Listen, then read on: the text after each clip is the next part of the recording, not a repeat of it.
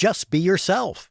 That's a meaningless phrase if you have no idea who you really are. And it can get worse as you rise through leadership ranks, with cultural expectations of how to dress, style your hair, how to talk, and on and on. But today's guest, former member of Canada's Parliament, Celina Caesar-Chavannes, finally found herself. And she shares what that means in this episode. Authentic leadership is a key principle at the Innovative Leadership Institute. We help leaders find their authentic voice and grow from there. Learn more after the podcast at innovativeleadership.com.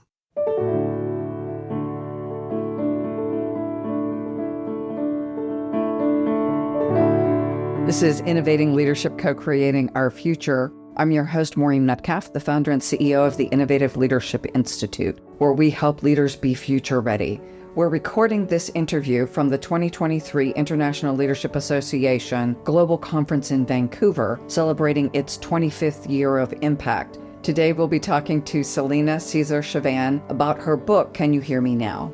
Welcome, Celina. Oh, thank you for having me. This is really exciting. Tell us a little bit about your book, why you wrote it, and what you want leaders to take away from it.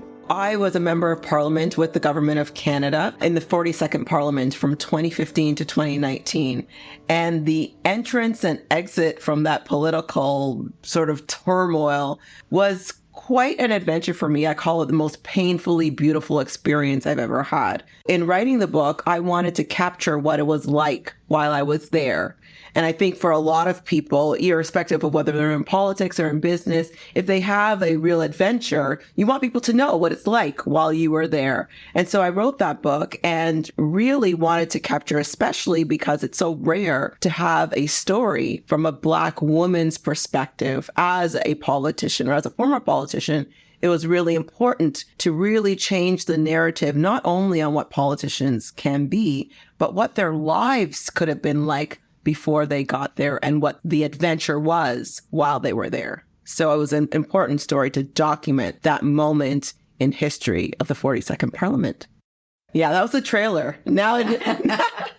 So really, it's a story of my life. So of course, when you get signed with a publisher, they dictate what you write. So I wanted to write the story about the political adventure, but I started writing it from the very beginning, coming to Canada from Grenada as an immigrant, and then working my way through all the ups and downs I had with school, challenges as an entrepreneur. I owned a healthcare-based research management firm, how I struggled through that, what the highs were of that, winning the Toronto Board of Trade Entrepreneur of the Year, the Black Business and Professional Association Entrepreneur of the Year, like winning these awards, but still having that sort of self-doubt, still having that moment of imposter syndrome and thinking, I don't know if I could really do this.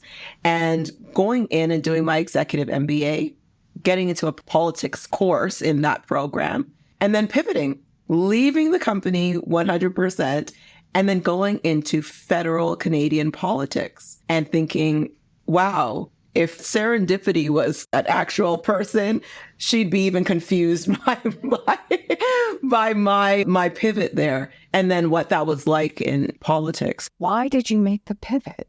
It's interesting enough when people come into your life and they say something and it sticks. So the story is, I'm in this class and the professor says, if you have a business problem, you could use your political capital to fix it. And I was actually co-chairing Canada's first national epidemiology study on neurological conditions. My background is in brain research. I'm currently doing a PhD in neuroscience. I love the brain. So again, why the pivot? So he says, if there's a problem that you have with business, you could use your political capital to help. And at the time running this study, we were finding that Canadians, as I'm sure across the globe, people living with neurological conditions like Alzheimer's or Parkinson's, or even with children with epilepsy or Rett syndrome, they were having challenges affording their medication. So having to move from province to province, or in your case, from state to state to get it covered under the formulary, or individuals were divorcing their spouse because if they made just a little bit too much, their services weren't being covered. And I thought, where do we live? That can't be possible here. And so I said, I clearly have a business problem, and this needs policy or political capital to fix it. And then I said to myself, well, how do I get political capital real fast? Because I didn't have any. So I ran. And you won. I lost the by-election. I ran. So that was in December of 2013. Okay. I Googled, how do you become a member of a political party over that Christmas? In February, I became a member of the Liberal Party, or a Democrat in the US. And then on March 8th, International Women's Day, 2014, so less than 3 months later, I get this email that says, invite her to run. Do you know a woman who is absolutely fantastic, stunning, really? No, I'm just saying. Do you know a woman who, it would be great to run to serve in our federal parliament? And I said, I don't just know this woman. I am this woman. And so I took that one concept of having a business problem and translating it into something that you could change with policy. And I ran all the way across the finish line with it. Wow. So first, and I may get emotional, my mom passed yesterday from Alzheimer's. Thank you for the work you're doing. Oh, my condolences. That is tough. It is so challenging. My life has been involved before politics, involved in adjudication for the Alzheimer's Society of Canada, research programs. Really, my first foray into research was looking at nutritional needs for people with dementia and Alzheimer's. Wow. Then going into cognitive neurorehabilitation, looking at helping people put their keys in the same spot, write lists when they go to the grocery stores, right? So help them with that transition through dementia and then into Alzheimer's. So it really has a beautiful space in my heart. Thank you for your work. It's really meaningful to me personally, as well as the question of, for those of us with parents with this condition, how do we make sure we extend our cognitive lives?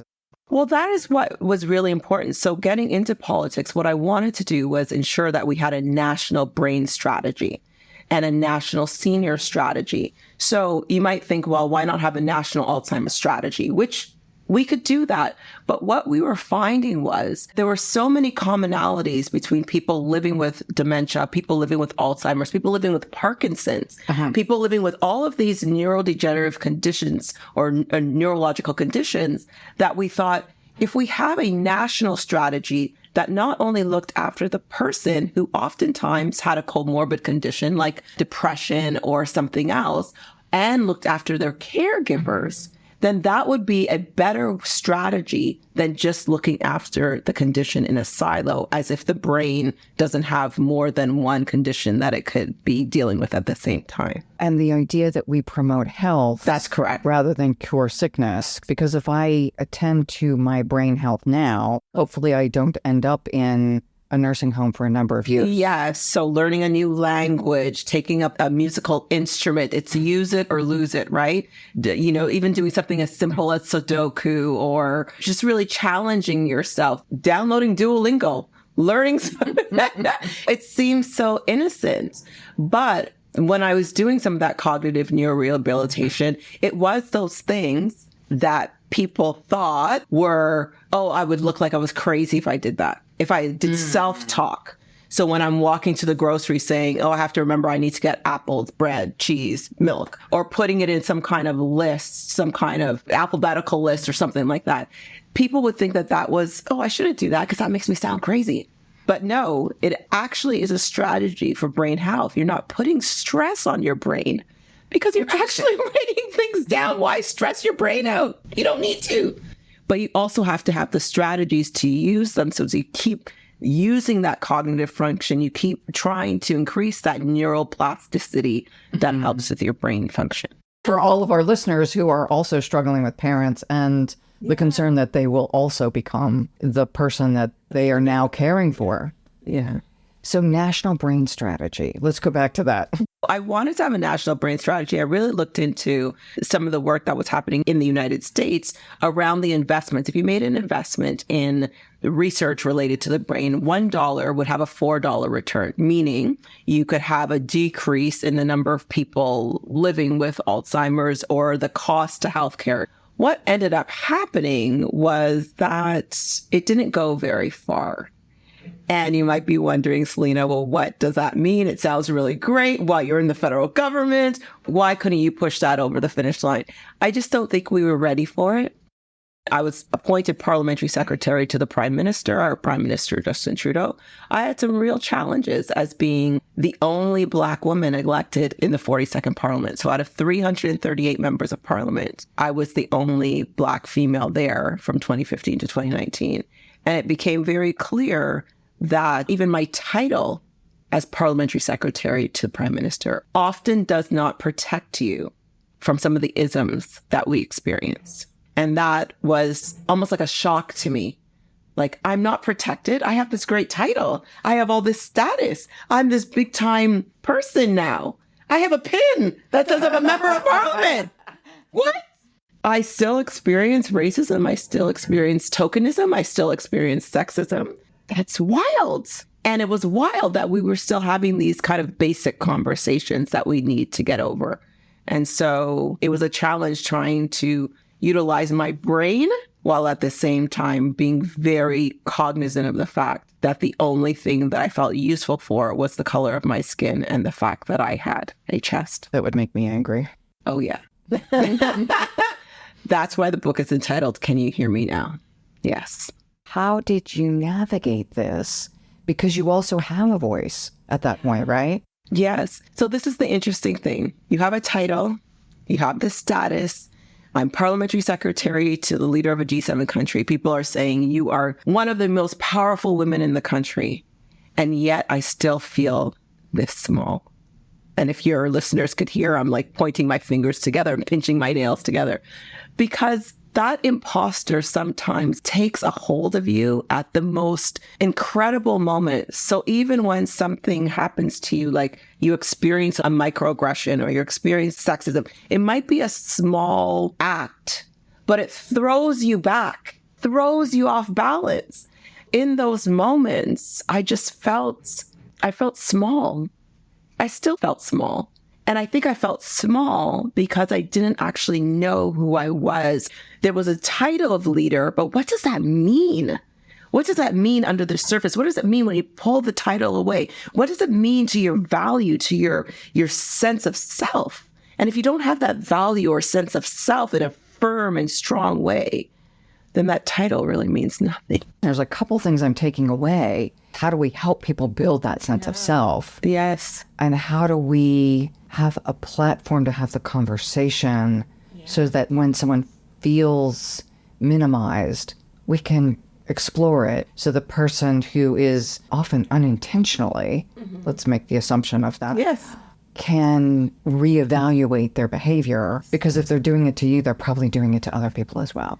So there's two things that I've done after leaving politics. So we could probably get back to politics later, but two things that I did. The first is I enrolled in the Deepak Chopra Center for Global Health and became a certified meditation instructor, a certified health instructor, a certified coach. Not because I wanted to teach it to anyone, but because I wanted to learn about me. I wanted to understand me. I wanted to go deep down inside and figure out, I think I'm doing pretty okay. But as I'm going deeper and deeper, I'm realizing, oh my God, look at all the baggage I'm carrying. Look all the stuff. And you're one of the most powerful women in Canada. Right. Imagine the young or not so young woman or man even. Anybody, irrespective of gender or identities. Yes, you're carrying stuff that you think you've dealt with. It is clearly right there. And I went deeper and deeper. And you know, when I came out of it, what I recognized was the most powerful version of Celina, the most powerful version of myself was 3 to 5 year old Celina.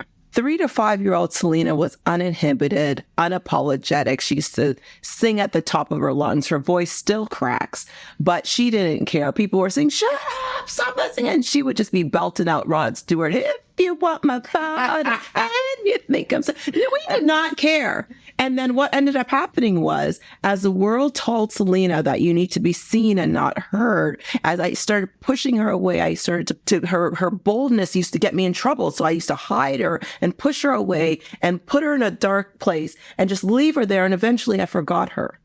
And those words were the words I grew up with, seen and not heard. And we do not laugh out loud. We are quiet. We do not tattoo our bodies. We do not do any of this stuff.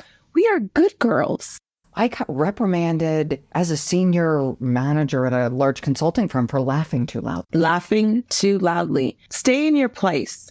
That is where you are supposed to be. And by the end of politics, that 3-year-old Celina jumped out of my body and said, enough of this hiding, enough playing small. So the first thing I did was go inside and figure out who I was. And the second thing I'm doing now with my doctoral work is the part that you're talking about. So how do we start to train? And that is really understanding the praxis of humanization. And when I say the praxis of humanization, I think about what is the goal of being the leader? What is the goal of leadership? What is it for?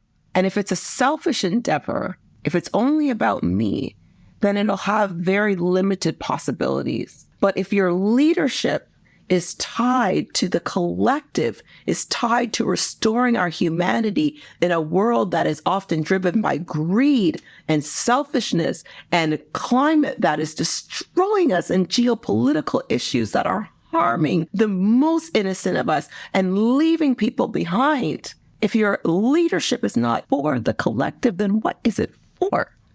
And so this praxis of humanization is looking at the experiences, especially of Black women who have left corporate settings and are now in entrepreneurship. And what those experiences are they actually experiences? Are those acts of resistance actually acts of resistance, or are they moments of awakening? And is that journey towards entrepreneurship, is it actually that you want to be an entrepreneur, be your own boss, make your own schedule? Or is it you actually want to realize your humanity? And in taking those lessons and writing them down and developing a praxis for humanization, I think we could use those experiences that are painful and turn them into something quite beautiful. I love that. And I think as someone who's run her own business for about 23 years, there was absolutely a push against what I didn't want to continue to experience. Exactly. I'm drawing from some work from Pablo Freire, the pedagogy of the oppressed, that I really love of his book, where he talks about the fact that we need to start co-creating. We need to start looking at these different ways of knowing these experiences and being intentional about documenting what those experiences mean. So you left corporate and I leave corporate and so-and-so leaves corporate, everybody leaves corporate, and we just say, oh, look, the largest growing segment of entrepreneurs in North America are Black women, which is true. And we think, well, okay. And we just go on with our daily lives and we don't interrogate why. And so we assume, yeah, it's probably due to racism and sexism, but really interrogate why. What happened on a consciousness level? What happened on that level of the moments of awakening? What transitioned? What transitioned for you? If you could go back and look at all of those different moments where you said, no, I'm going to laugh out loud. Nah, I'm going to be heard. I don't care if you see me. I want to be heard. What happened in those moments? Are we intentional about looking at those little moments of awakening and saying, that's leadership, those moments? The one I want to add to that is creating space so we can meditate and do yoga and heal and explore. The system is working as it should. And if the system works as it should, why would it give you 5 minutes to meditate? Girl, please. How are we supposed to keep the capitalist engine running if you're meditating? And will you stay in the capitalist engine if you're meditating? Right. But the irony of that is our creativity, our moments of innovation and inspiration come out of that rest. So Tricia Hershey's rest is resistance. When you take that time and you sit back and you breathe and you give your brain, we talked about it earlier, right? Mm-hmm. We de-stress our brain and then those ideas start popping up. You know that this happens. You're in the shower and all of a sudden you have an idea pop up. It's the most inconvenient space for that to happen, but you're relaxed. And you're like, somebody give me this paper. I got an idea. And you're dripping wet. You're trying to write it down. That's when it happens. That's when those moments happen. So when we think about the fact that the World Economic Forum is talking about in 2025 that we'll be losing 85 million jobs, but we'll be gaining 97 million. So that 12 million increase Where is that going to come from? It's going to come from people that are going to tap into their creativity. They're going to tap into that empathy. It's going to tap into that emotional intelligence. They're going to tap into the skills that are required of leaders in business that we often have forgotten because we're too busy running in the grind and keeping our systems going while we are falling. Well, and so to build on that sentiment, I am hopeful that we as leaders recognize that we need to make that pivot. Lots of leaders are trying to. How do we at scale make the pivot so we can re-attract many people who exited with no intention of returning? Because returning is too painful. I will reference work by Daniel Goleman, who's done research on emotional intelligence, as many of us know, and looking at technical skill and cognitive skill and emotional intelligence and saying that that emotional intelligence piece is twice as important as your technical or cognitive skill. And as you elevate in that organization, as your leadership becomes more and more necessary and apparent, that emotional intelligence becomes more and more important for companies to succeed. So if you want to succeed, why aren't you? Why aren't you doing it? We did a beautiful interview with someone who runs a firm measuring emotional intelligence. We can all cite the statistics from Daniel Goleman, but we're not all making the step and the introspective step that you've talked about. How do I unpack that baggage? The emotional intelligence comes not from adding more into the system. In a lot of cases, it's a shedding of. That's correct. Yeah. So I got asked a question yesterday, how do you let little Celina integrate into your life? I'm like, I'm 49 years old. I left little Celina when she was 6. That's 43 years of conditioning of saying, no, I'm not going to be bold. I'm not going to be outgoing. I'm not going to be this. And people say, well, you are kind of bold, but I'm not really. How do you start to pivot? It's like practice of meditation. You practice self-awareness, you practice self-reflections, you practice empathy, you practice social skill, you practice your motivation, right?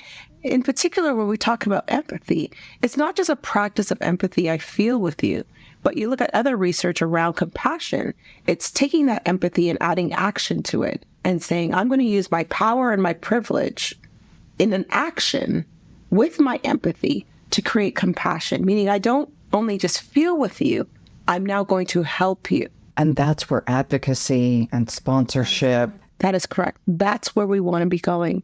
And so if you're not cognizant, if you're not intentional about that practice, which leads to the praxis of humanization, that is where you're wrong. So you take the theory and you take the practice and you start to really be intentional about saying, yes, this is what I'm going to do. This is how I'm going to act. The word intention to me is so powerful. Yes. It requires a level of consciousness, presence in my body, and continually checking in on this was what we intended. A couple of members of our team text each other every day with our intentions for the day. What do we want to do, but how do we want to be in that doing? And offering support to one another for that intention. Yes. It's powerful. It is very powerful because that intention now has a degree of accountability. So let's bring it back to business vernacular, right? So everybody over the last few years, we're talking about let's DEI everything. Let's DEI the whole kit and caboodle. Where was the intentionality around that? Where was the accountability around some of those? Where was the metrics? We sort of put it in as an altruistic, it's nice to have, we want to have diversity, we want to have equity, but where were the measures? Where were the accountability? What did that look like? And how did some of those lessons manifest in our day-to-day lives? And so you think, well, I've learned all these lessons related to DEI and equity, and we're supposed to be going well as a company. But you look at research by Ella Washington, who says that less than 20% of companies globally, less than 20%, actually have sustainable practices around DEI. Why? Because there was no intentionality around it. Why? Because you didn't know how it impacted you on a day-to-day basis. When you look at some of the work by Likerman, who talks about decision-making, there are 6 facets of decision-making. At least 4 of them are disrupted by our biases. Do we know that? No. So how can you then use the lessons from equity, the lessons from diversity, the lessons from inclusion in your everyday if you don't even know where they manifest? To me, it's the systems thinking kind of culture, action, behavior, and intention. I intend, am I aligned with action? Is my intention aligned with the culture that I'm leading? And are those systems then aligned with intention and culture? If they're not, how do I create that alignment? But before you even think about the outside, so throughout my time at Chopra, we practiced Ayurveda was the foundation of our practice, 5,000-year-old ancient Indian healing system. One of the principles of that is, as is the microcosm, so is the macro. You want equity, fairness, diversity, compassion, empathy, love in our systems, in our communities, in our corporations, but we don't have it inside. Do you understand justice inside? Do you understand fairness inside? And if you don't, you can't create the systems. And if you don't, you will never be able to create the systems. And how do you start to do that? Well, read Robert Livingston's book, The Conversation. Robert Livingston is a social psychologist and leading expert on equity in spaces from Harvard Kennedy. Wrote this beautiful book called The Conversation. I think everybody should read it. It's about having those conversations with not just the usual suspects, but the unusual suspects. The people who are going to get you thinking, I didn't realize that. I didn't know that. That's what justice looks like for you? That's what unfairness looks like for you? Not from a judgmental space, but from a space of saying, I want to understand what that means. I want to understand what it's like to feel pain. What does your pain feel like? What does it mean when you get left behind? What does it mean when you feel like you're going to be judged by the worst thing that you ever does? What does that feel like? How does that barrier prevent you from doing the things that you know your humanity should allow you to do? And that's where the microcosm of who you are really impacts the macrocosm of where you are. What were some of your most impactful takeaways from that introspection? You talked about 3 to 5-year-old Celina, and you talked about kind of reclaiming your voice. Yeah, it was the actual reclaiming of my voice. So in Can You Hear Me Now, it says how I learned to live with passion and find my voice or something like that. That's not true. I didn't find my voice when I wrote the book. I found it after. Yeah, I thought I had found my voice in Parliament and was bold. But I recognized that if Celina now were to enter politics in 2015, totally different game. Totally different game. This Celina is not about to be pushed around. This Celina could stand on her own 2 feet and not have to do the mental math of, am I afraid? Am I not afraid? No, it's not the same thing. So I actually learned that, but I learned to deal with that with a degree of humility and grace and compassion, because I first give it to myself and then I give it to the macro. So I'm not as hostile about it. I'm not as combative about it. I'm not as pushy about it. I'm still getting the results, but I know how to ebb and flow with that grace and ease. I'm not fighting for justice. I'm loving through the journey towards justice. There's a difference. I'm not struggling. Why am I struggling and fighting? Just saying the words make me tired. I interviewed Joyce Beatty, who's now in her 70s, I believe, who's a congresswoman who happens to live in Ohio, Black woman. And she talked about, as a young girl in a segregated Ohio, how her mom would say, you can't do these things because you'll get injured. And so her voice was silenced, or tried to be silenced. I think she was pretty rebellious as a young lady. But she talks about going into a meeting and someone did the traditional, hey, honey, get me coffee kind of thing. Or some variation of that. And she was gracious in her response and then sits down at the head of the table, grabs the gavel. And in that position of authority, she doesn't need to hit him over the head with the gavel. Her position is clear. But for every young woman who doesn't have a gavel yet, how do we help get the voice earlier? I call that something different. I call that a strategy of disruption. So I could take the gavel and I could choose to whack over the head, which I'm not Joyce. You follow my tweets. Be prepared for some cussing.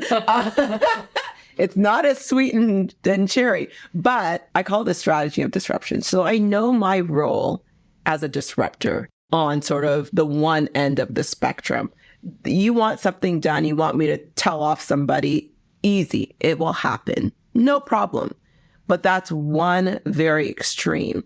We need to also understand that there are several people that are involved in that strategy, some that are often quite quiet, and they sit and they do their work and they try to dot different I's and cross different T's and move commas around so that policy and systems can change.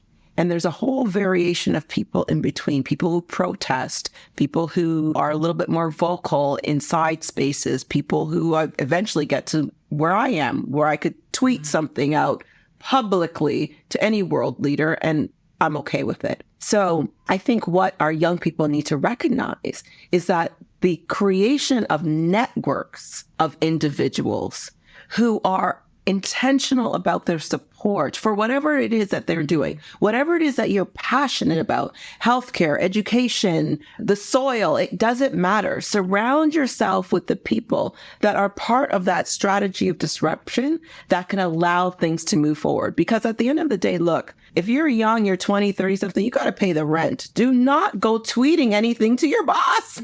Leave that for me. Find me in your network and let me tweet something. Do not do that. You will get fired. And this interview with Joyce started with me working with a client, holiday party, gentleman comes in, young Black woman in a black dress, and he gave her his coat as if she was the coat check lady. She was devastated, went to the bathroom, cried, and then left. Yes. As soon as she left, she lost her voice. She lost any ability to have power. Let me give you the advanced version of that. Okay. I have my pin in Parliament and I'm walking up the stairs. I'm parliamentary secretary to the Prime Minister. Oh, no, I don't have my pin at this point. I didn't have my pin on. I'm walking up the stairs. I've done this a million times because at 1:00 we have question period prep.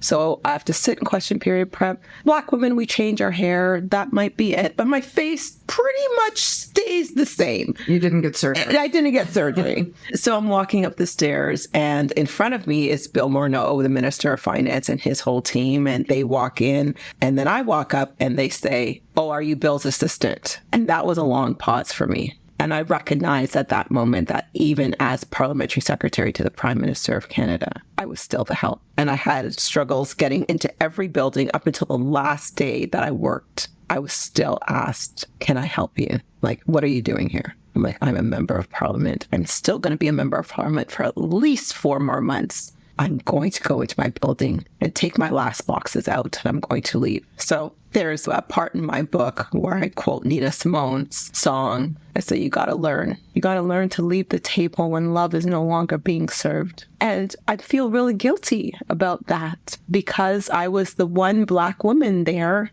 and I decided to leave. And if representation matters, then why was I leaving? But love was no longer being served. You know, when you have a dinner party, you invite the people that you really like to sit beside you. At one point, I was sitting beside the host. And then I found myself sitting at the end of the table where, geez, we got to invite her, but we don't really want to talk to her. Let's put her down at the end. I found myself at the end of the table. And then I went on, holy, I'm sitting at the chairs behind the, what? Sitting at the table, like around the table. And then I found that I was on the menu. And at that point, I don't care who you are. You got to learn, leave the table when love is no longer being served and be okay with that. Be okay with that. What I say is, your value is never determined by your title. Your value to the world, the power has always belonged to the people. It is time that the people recognize their power. Your voice is not gone when you leave that space. You now have a lesson by which you could start to appreciate, because if that was a terrible experience, there has to be an equal and opposite beautiful one. So then how do you take that terrible experience and turn it into a beautiful something? What has that journey been for you? Because we've heard the terrible one. You chose to leave. What's the equal and opposite beautiful? The equal and opposite beautiful is my dissertation work, is the praxis of humanization. Is taking all of these experiences that we think are resistance and struggle and fight and turning them into awakening and love of self and self-care in the most intentional way. And then saying, let's take this theory and formulate these different levels of practice that we could use and we could share with other, not just women, gender diverse folks. I don't care who you are, what your identity is, because everybody at some point in their life feels that weight of oppression. And there's some people that feel it a handful of times in their life, and there's some people that feel it every day. That praxis has to be, I'm in love with my dissertation. I'm in love with it. Share more about your dissertation and some of the practices that have been personally meaningful to you. I'm really looking at dehumanization and how we could start to be intentional about that humanization piece. In order for us to understand where we want to be, we have to understand where we are. So looking at, for example, Michael Foucault's work on Discipline and Punish, where he talks about how we've evolved from the execution and torture of people in the public square to our penal system, where we use things like hierarchy, supervision, time, these structured elements that we're supposed to look after prisoners with, but they've bled into every other system. Look at our education system. You show up on time, you get supervised. You have to do a test in order for us to get higher up. In our workspaces, same thing. You have to do something to get a promotion. You're supervised. Everybody's supervising each other. You're supervising yourself. I have to show up at 9 o'clock. I have to leave at 5. Oh my God, if I don't leave earlier, I'm going to get in trouble. So all of these things in which we have to understand the system and how the system operates. And then in understanding how the system operates, we could create what Bell Hooks calls the beautiful space on the margins, and understand that there's nothing wrong with us. So I've tried to straighten my hair, right? You straighten your hair, you make sure that your heels don't click-clack too much, but you're wearing heels, but you have to walk a certain way so they're not clickety-clacking all over the place. I wear a jacket, a blue suit or something like that. I'm not going to show up in that bright pink dress I had on last night, or this green thing. Why would I do that? Why would I have my nails or laugh out loud? So all of these different things, all of these different ways in which our identity, our socially constructed identities that are not necessarily part of our humanity, these socially constructed gender, social constructs of race, social constructs of all these different things, the way that they are used against us, we need to put those away. So you talk about what you wear, and for listeners and even viewers that can't see your tattoo on your neck because the camera's on the opposite side, that was a conscious choice. That was so conscious. So I have a big owl on my neck, and I have a lotus flower and elle ne peut de rien on this side, which means she's fearless. It's my personality. And for the first time in my life, I'm able to have a personality. Because remember, this is not just about work. This is about your parents. Come on now, Celina, tattoo, not happening. You need to get a job, don't you? Yeah. It's not happening, right? So even your parents tell you, your work tells you that now you're married and you have children. So society says what you have to look like in front of your children. Enough. Let me be. Let me be feminine. Let me be masculine. Let me be whatever I want to be. But just let me be, because that does not impact how wickedly smart I actually am. It doesn't impact how loving and gracious. It does not impact that at all. This owl tattoo on my neck, it's an ode to my aunt, who's my angel. I have tattoos all over my hand tattoos. My hand tattoo is a black gecko on my hand that reminds me of my husband because his fingers are so big. Honestly, we need to get past this. What I think about and what I'm hopeful for is the fact that we have a legion of young people that are coming up after us that, I hate to say this, but probably won't need to go to an ILA to understand leadership, because they are demonstrating it right now. They are not interested in whether or not we are black or white or gay or straight or our sexual orientation or a gender identity. No, but they're past that. They're about, how do we use your skills and my skills and their skills to change the world, to stop climate from killing us, to stop us from hating each other and these geopolitical nonsense. They are leaders now, and that's what gives me hope, because they're not seeing my tattoo and saying, oh my God, you're not going to get a job. They're seeing someone who is able to be bold and transformative and say, how could I borrow that from you and create it for me? and build a 2.0 version of myself that is fearless and bold and can take all of my great ideas and save the world. That's such a beautiful sentiment. Celina, how would people follow you? Because as you said, your life is unfolding. So certainly read your book, but the next phases, how do they keep learning from you? All social medias are the same at I am Celina CC. So IAMCELINACC. That's Instagram, TikTok, Twitter, X, whatever it's called now these days, and my Substack. So I write a lot on the praxis of humanization through my Substack. And on LinkedIn is easy to find me with my name, Celina Caesar-Chavannes. Thank you so much. Thank you.